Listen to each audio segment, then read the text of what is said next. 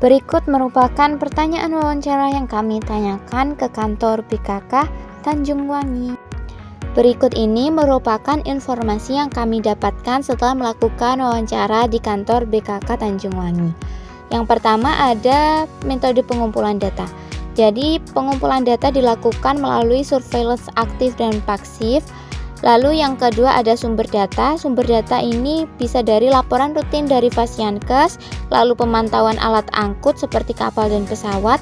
Lalu yang ketiga surveillance vektor dari penyakit potensial pandemi. Lalu yang keempat ada surveillance matra, ini pada momen khusus seperti Natal dan Idul Fitri. Lalu yang terakhir adanya penggunaan web seperti Kemenkes dan WHO.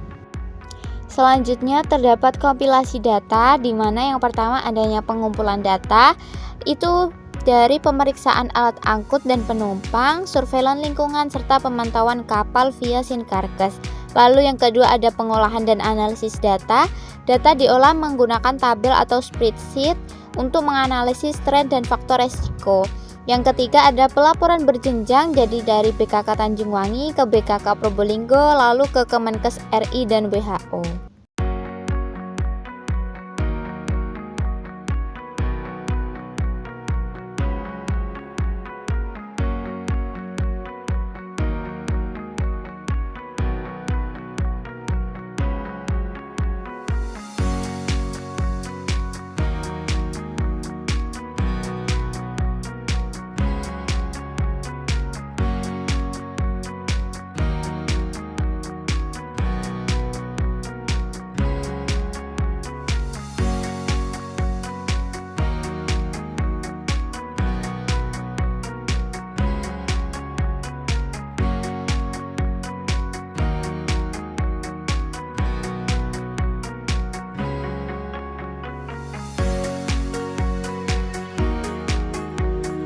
Setelah melakukan wawancara di kantor BKK di pelabuhan, kami mendapatkan informasi mengenai diseminasi.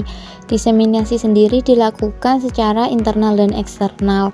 Secara internal, hasil disampaikan ke BKK Probolinggo melalui laporan dan buletin mingguan. Lalu secara eksternal nanti akan dibagikan kepada stakeholder di pelabuhan, ASDP dan Pelindo, lalu disalurkan ke fasilitas kesehatan guna mendukung koordinasi lintas sektor. Hasil juga akan dilaporkan ke Kemenkes sebagai kontribusi data nasional dan bahan kebijakan kesehatan lingkungan dan pekerja di pelabuhan. Selanjutnya terdapat penerapan IHR dalam kebijakan penanganan COVID-19. Selama COVID-19, implementasi IHR di pintu masuk negara seperti bandara dan pelabuhan dilakukan secara ketat. Langkah yang diterapkan seperti pemasangan thermal scanner, penggunaan Health Alert Card atau HAC, serta kewajiban menunjukkan surat keterangan kesehatan dan hasil PCR. Untuk penumpang yang dicurigai terinfeksi langsung diarahkan ke isolasi sementara dan rumah sakit rujukan. Pendekatan ini mencerminkan prinsip IHR seperti deteksi dini, pencegahan KLB. Selanjutnya terdapat hambatan atau kendala yang dihadapi BKK saat melakukan surveillance IHR. Yang pertama ada kendala utama pada surveillance pasif, itu terletak pada ketepatan waktu penerimaan data di mana laporan dari fasilitas pelayanan kesehatan seperti puskesmas seringkali lengkap secara isi namun tidak dikirim sesuai dengan tenggat waktu yang telah ditentukan.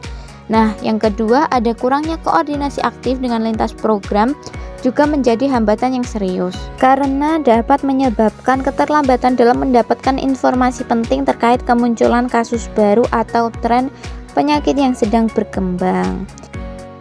Selanjutnya terdapat alternatif solusi yang kami berikan, yaitu yang pertama menerapkan sistem pelaporan digital terintegrasi yang memungkinkan fasilitas pelayanan kesehatan seperti puskesmas dapat mengirim data secara real time ke pusat data.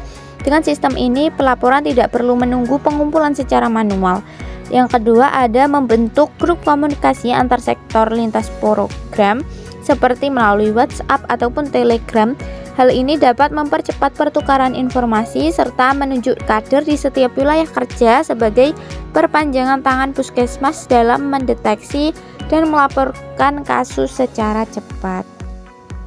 Berikut merupakan hasil dokumentasi dari kelompok 8.